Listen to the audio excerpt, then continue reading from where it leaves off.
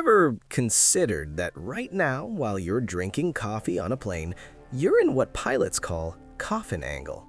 It's not a metaphor for attention, it's a physical reality at 12,000 meters. Here, the air is so thin that it can't support the plane, and you only have 15 seconds before your brain just shuts down. Why has 12 kilometers become the critical limit where the laws of nature begin to work against us? Today, we'll explore the invisible threats flight attendants don't tell you about. What do you think a 200-ton airplane relies on when flying at 12,000 meters? Is it the dense clouds or the power of its engines? In reality, it's almost useless. At this altitude, the air density drops by a factor of 4. Imagine trying to swim in a pool filled with liquid fog instead of water. The pressure here is only 20% of Earth's. The air is so thin that wings can no longer support themselves. They're forced to glide. What happens if an airliner slows down by even 5–10 kilometers per hour at such an altitude? It seems like a small thing for such a huge machine, right? In reality, it's a death sentence. At 12,000 meters, the difference between stable flight and an uncontrolled fall is negligible. If the speed drops below a critical point, the thin air stops flowing around the wing. Lift disappears instantly, and the plane simply plunges through the atmosphere, turning into a heap of uncontrollable metal. But have you ever wondered why planes are physically prevented from accelerating at this altitude? What is this invisible wall that begins to disrupt control as soon as you reach the speed of sound? The answer lies in a term that sends shivers down the spines of experienced pilots: coffin angle. But more on that in the next part. If flying slowly isn't possible, then you have to accelerate to the limit to avoid crashing. Why can't pilots just fly at maximum speed to feel safe? Because at 12,000 meters, you hit the sound barrier much earlier than on the ground. The extreme cold of -60 degrees Celsius, -80 degrees Fahrenheit, causes the speed of sound to drop. While at ground level it's 1,220 kilometers per hour, 750 miles per hour, here it's only 1,060. If you accelerate even slightly more, the air over your wings becomes supersonic. This turns into a series of powerful shocks that lock the controls and deprive the pilot of control of the aircraft. Why did aircraft designers give this section of the flight such a terrifying name, coffin angle? Is it just professional humor or a genuine warning?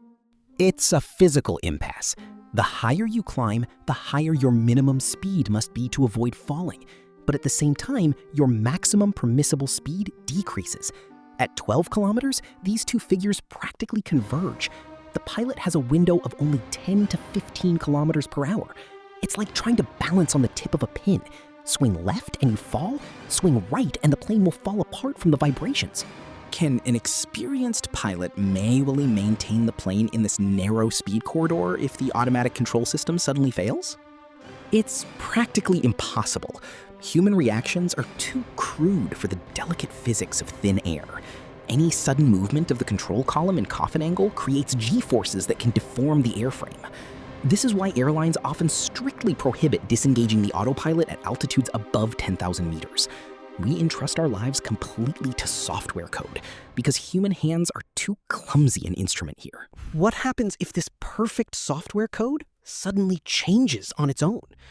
Do you believe that a single invisible particle from deep space can cause an airplane to perform a sudden maneuver without the pilot's knowledge? Do you think a powerful jet engine burning tons of kerosene could simply go out because of emptiness? After all, there's a controlled explosion inside it that nothing should stop.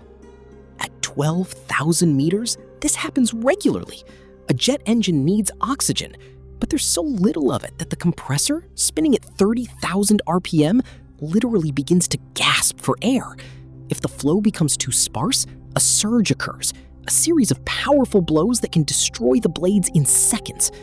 Eventually, the flame in the combustion chamber is simply blown out, and the cabin becomes deathly silent. But what if the main threat is the fuel itself in the tanks?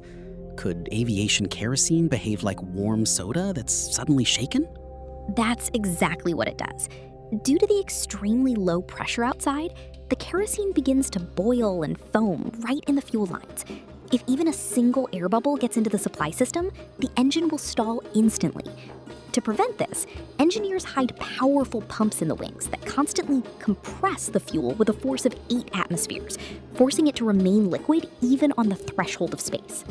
It's minus 60 degrees outside. Why doesn't the fuel in the huge wing tanks turn into ice, blocking all the lines 5 minutes after takeoff? It's thanks to secret chemistry. Special ester-based additives are added to the kerosene.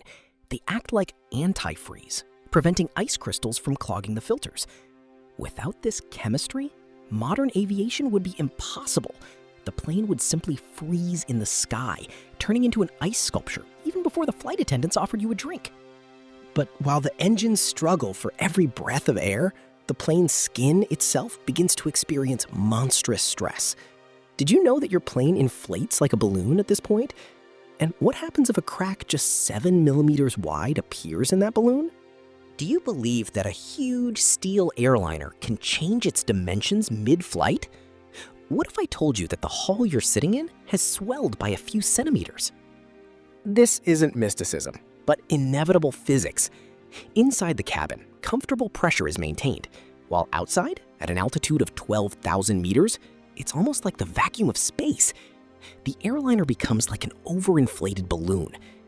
Engineers know that every takeoff and landing is a cycle of metal expansion. Over time, aluminum fatigues and microscopic cracks appear. If such a crack grows to just 7 millimeters, the hull will tear to shreds in a split second. Can an airplane's computer go crazy and change course on its own, even if all systems are operational? Who is this invisible hacker hacking airliners at altitude? You're under attack from space itself. At 12 kilometers, atmospheric protection is minimal.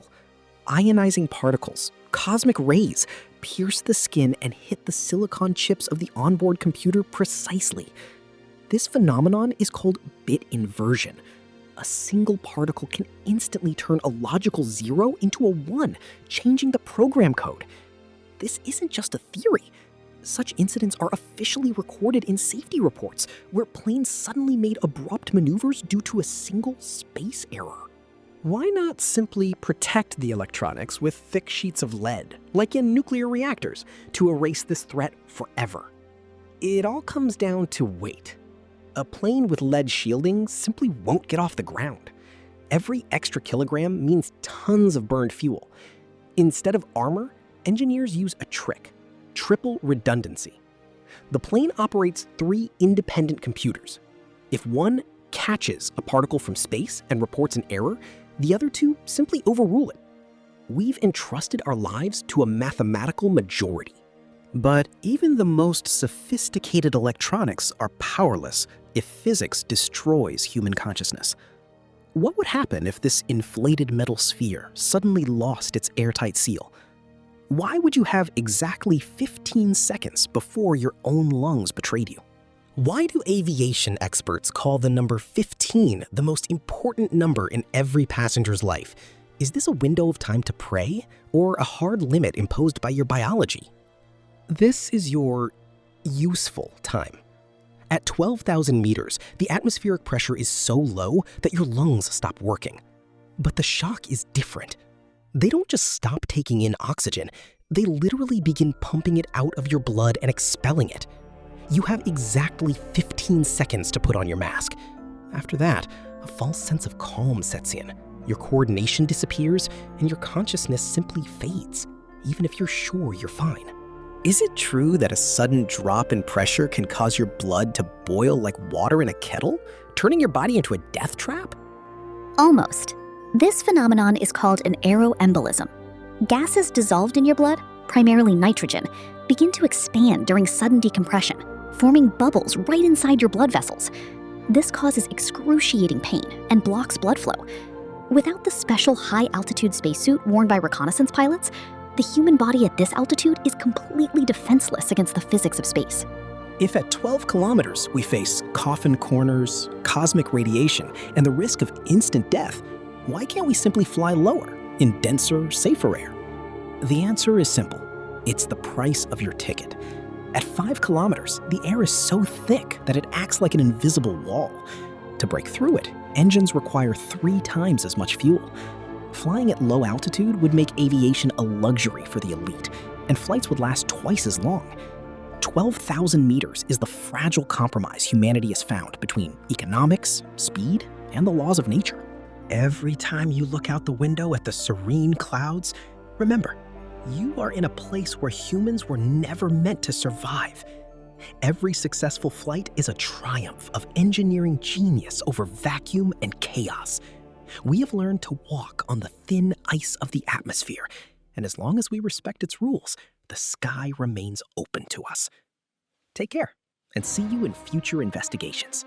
Is the risk worth it, knowing about boiling blood, cosmic rays, and the coffin angle? Doesn't it seem crazy to climb so high? Is saving time and money worth the risk hidden behind the thin skin of an airplane? The numbers speak for themselves.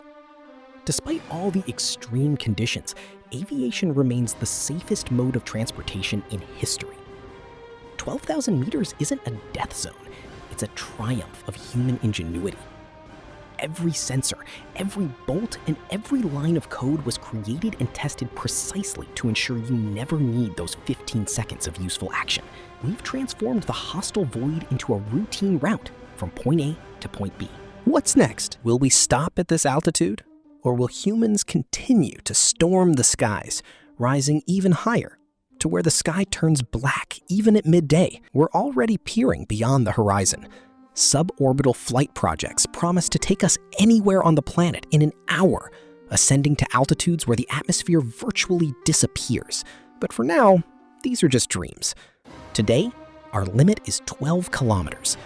And this is the point where we've learned to be not just temporary guests, but masters of the situation, maintaining the perfect balance between speed and safety.